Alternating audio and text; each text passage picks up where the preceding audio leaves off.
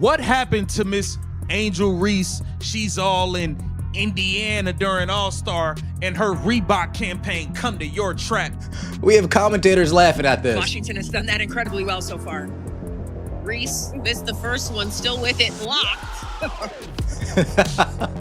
They realized that they were laughing and then quickly stopped themselves like, oh, I can't laugh. I'm live right now. I can't laugh. I'm live right now. Let me get Reebok's decision to sign Angel Reese as the face of its basketball relaunch was a bold move. With Shaquille O'Neal, a Reebok ambassador and executive, leading the charge, the brand aimed to capitalize on Reese's Gen Z appeal and social media following to reestablish itself in the competitive basketball sneaker market. The plan includes launching Reese's signature shoe in 2026, a cornerstone of Reebok's strategy to compete with giants like Nike and Adidas. However, the partnership has faced significant challenges, as Reese's on-court struggles have overshadowed the brand's marketing efforts. Endorsement deals in sports are built on the idea of aspirational marketing. Fans buy sneakers associated with players who dominate on the court, like Michael Jordan, LeBron James, or, more recently, Caitlin Clark, whose record-breaking performances have driven ticket sales and merchandise revenue. The Washington Mystics just put belt to ass on Angel Reese and the Chicago Sky. Sonia Citron was out there cooking with hot grease. Stir the pot, stir the pot. Keep cooking, Sonia. That was a show. She put on a flat-out show versus Angel Reese in the Chicago Sky. Boy, did they ruin Angel Reese's home. Reese, however, is generating attention for the wrong reasons. Her viral moments, missed layups, blocked shots, and turnovers have become fodder for social media memes, often accompanied by circus music or sarcastic commentary. This type of visibility is detrimental to a brand hoping to sell. Reebok CEO Todd Krinsky has compared Reese to legends like Allen Iverson and Shaquille O'Neal, suggesting she could be a culture-changing force. These comparisons, however, have only amplified the criticism, as Reese's current performance doesn't align with the dominance of those Hall of Famers. Iverson and O'Neal reshaped the game through skill, charisma, and consistent excellence, while Reese's stat lines are more likely to appear in blooper reels than highlight packages. This was an epic embarrassment, bro. Remember, this is a pro basketball player. Won a national championship. Their calling card they'd like to hang over is she beat Caitlin Clark. Remember that. Watch this.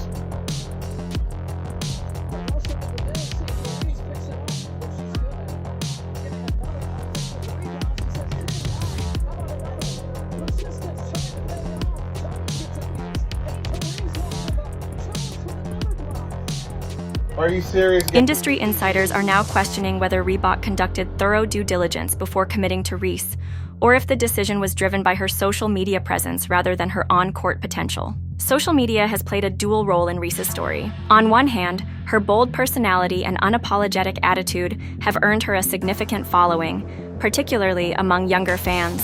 Her ability to generate buzz, whether through trash-talking during her college days or engaging with fans online, made her an attractive choice for Reebok, which saw her as a bridge to the Gen Z market. On the other hand, social media has been unforgiving in highlighting her struggles. Platforms like TikTok and X are flooded with montages of her missed layups, with titles like Angel Reese's Greatest Misses or When Basketball Isn't Your Thing. These videos, often viewed millions of times, have turned her into a figure of mockery rather than inspiration. This dynamic poses a unique challenge for Reebok. While viral content can drive brand awareness, the type of attention Reese is generating doesn't translate into sneaker sales. Basketball shoes are purchased by players and fans who want to emulate success, not struggle. The Chicago Bravado once again got their ass kicked. Angel Reese was so bad last night, the announcers calling the game, they were laughing at her performance. Check out some highlights for yourself. Well, KC, you always do this. You select a couple of bad plays and try to convince us that Angel Reese isn't a superstar. The constant stream of negative highlights risks undermining Reebok's credibility, as consumers may associate the brand with underperformance rather than excellence. Some insiders speculate that Reebok may pivot the signature shoe from a performance model to a lifestyle sneaker, a move that would signal an acknowledgement of Reese's limitations as a marketable athlete. The contrast between Angel Reese and Caitlin Clark, her former college rival, has been a recurring theme in the narrative. Clark, a rookie with the Indiana Fever, has taken the WNBA by storm, breaking records, drawing massive crowds, and earning comparisons to generational NBA talents. Her triple-doubles and long-range shooting have made her a fan favorite and a marketing juggernaut, with ticket sales soaring for her games. Reese, by contrast, has struggled to translate her college success to the professional level, and the gap between the two players has fueled public discourse. 454! Let's get it! Burn! Lack of awareness combined with a lack of ability to jump. Not great! Burn! Me bow, me bow, me bow, me bow, me bow, me bow, me bow. Yeah! Again! Do it for me. Me bound! Burn! Okay.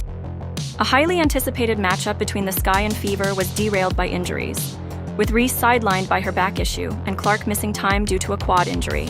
The cancellation spared fans a potentially lopsided contest, as Clark's playmaking and scoring ability far outpaced Reese's current skill set.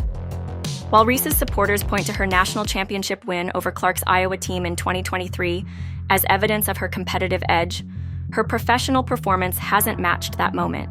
The comparison underscores a broader challenge for Reese, living up to the expectations set by her college success and her rivalry with a player who is redefining the WNBA. With her dominant performances in June, she earned her All-Star selection. But these aren't just a couple of bad plays. These aren't bloopers. These aren't rare moments. This is the norm.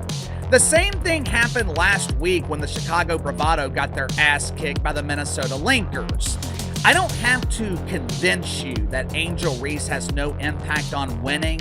Just look at her record, look at her resume in the WNBA. Reebok's partnership with Reese is a case study in the risks of sports endorsements. Successful deals rely on a combination of on-field performance, marketability, and cultural relevance. Players like Serena Williams, Stephen Curry, and more recently Caitlin Clark have leveraged their dominance to build lucrative partnerships that resonate with fans. Reese's deal, however, highlights what happens when a brand prioritizes hype over substance. The sneaker industry is fiercely competitive, with Nike and Adidas dominating the basketball market. Inside, and Washington has done that incredibly well so far. Reese missed the first one, still with it, blocked. We go through All-Star break, we come back, 9 turnovers. We sit out with a back injury, we come back, can't make a fundamentally sound layup. Maybe they rushed you back from injury. Tyler Marsh, did you rush her back from injury? Tyler Marsh, I'm looking at. Reebok's attempt to re-enter the space requires a star who can carry the brand's legacy while appealing to modern consumers. Reese's social media presence and bold persona made her a logical choice, but her lack of consistent on-court success has turned the partnership into a liability. The 2026 shoe launch, once envisioned as a triumphant moment, now looms as a potential crisis. If Reese doesn't improve her game, Reebok risks releasing a product tied to an athlete whose reputation is built on viral failures rather than victories. The financial stakes are significant. Endorsement deals often involve multi-million-dollar contracts, with brands investing heavily in marketing campaigns, product development, and promotional events. If the signature shoe underperforms, Reebok could face not only financial losses, but also damage to its reputation as a serious player in the basketball market. I'm no expert in math, but it looks like Angel Reese wins 1 out of every 3 games. If I remember correctly, Angel Reese has beaten a team with a winning record once this season. So you tell me how Angel Reese impacts win. Some analysts suggest the company may push back the release or rebrand the shoe as a lifestyle product to mitigate the risk, but such moves would signal a retreat from the original vision. The role of coaching and team dynamics coach Tyler Marsh in his first year with the Sky faces an unenviable task. Building an offense around a player with Reese's skill set requires creativity and patience, but the team's lack of depth and spacing has made it difficult to maximize her strengths. Reese's rebounding and hustle are undeniable, but her tendency to take low-percentage shots and commit turnovers disrupts the flow of the game. Marsh has experimented with using Reese as a point forward. She had a good game, 22 points, 13 rebounds, but she shot terribly. She got bailed out so many times, throwing up brick layups, getting phantom foul calls from the refs. She did make 10 of 11 free throws, so that is good. 6 of 16 from the floor is not good at all. 0 of 1 from 3. She was a -11. Listen, man, Kiki Area-Finn got the better of her. A role that leverages her size and passing ability. But the results have been mixed, with possessions often ending in chaos. When Reese was sidelined by her injury, the Sky's offense showed brief signs of improvement, with better ball movement and fewer forced shots. However, the team's inability to win without her suggests she remains a critical part of the roster, even if her impact is inconsistent. Marsh's challenge is to find a system that balances Reese's strengths, rebounding, energy, and physicality, with the need for a more cohesive offensive strategy. I actually feel bad for Angel Reese at this point, and it has nothing to do with like how she's handled herself or anything. It's just simply Caitlin Clark is so much better than Angel Reese at basketball that it doesn't feel fair. Yeah, I think Angel Reese is struggling with the fact that Caitlin Clark is better at her best thing than she is. She's better at everything. And did a triple-double. She's tied for the third most triple-doubles in WNBA history, and she's played 50 games. Yeah. She's just better. Until that happens, the Sky will continue to struggle, and Reese's inefficiencies will remain in the spotlight. For Angel Reese, the path forward involves addressing the gaps in her game, improving her finishing at the rim, refining her shot selection, and reducing turnovers are critical steps to silencing critics and fulfilling her potential. Her college success proves she has the raw talent to compete at a high level, but the professional game demands greater consistency and adaptability. Working with coaches and trainers to hone her skills could help her regain the confidence and impact she displayed at LSU. For Reebok, the challenge is more complex. The brand must decide whether to stay the course with Reese or pivot their strategy. Doubling down on her personality and off-court appeal could work if she shows improvement on the court. She is so bad that when Caitlin Clark and her were supposed to face off against each other the other week, the ticket sales went down from $100 to like $5 because Caitlin Clark got injured. She had a quad injury, so she wasn't playing. So guess what? No one wanted to go watch. And if you don't know Caitlin Clark, she's pretty much the GOAT of the WNBA and is the reason why people are watching. No one watches you, Angel Reese. No one watches you. The only thing that I enjoy watching is all the clips on TikTok of you just countlessly just missing every shot that you take. But relying solely on her social media presence risks further alienating fans who value performance. Alternatively, Reebok could diversify its basketball portfolio by signing additional athletes to spread the risk, ensuring the brand isn't tied to a single player's success or failure. The Reese-Reebok saga offers broader lessons for the sports and marketing industries. First, endorsements must be grounded in tangible performance. Social media buzz can amplify a player's profile, but it's not a substitute for on-court results. Second, brands must conduct thorough evaluations of an athlete's long-term potential, not just their current popularity. Reese's college success and charisma made her an attractive choice, but her professional struggles highlight the importance of aligning endorsements with sustained excellence. Finally, the role of social media in shaping narratives cannot be underestimated. While it can elevate an athlete's brand, it can also amplify their shortcomings, turning moments of failure into lasting memes. For brands like Reebok, navigating this landscape requires a delicate balance of leveraging digital platforms while ensuring their ambassadors deliver on the court. Angel Reese's partnership with Reebok was intended to mark a new chapter for both the player and the brand. Instead, it has become a cautionary tale about the risks of betting on potential without performance.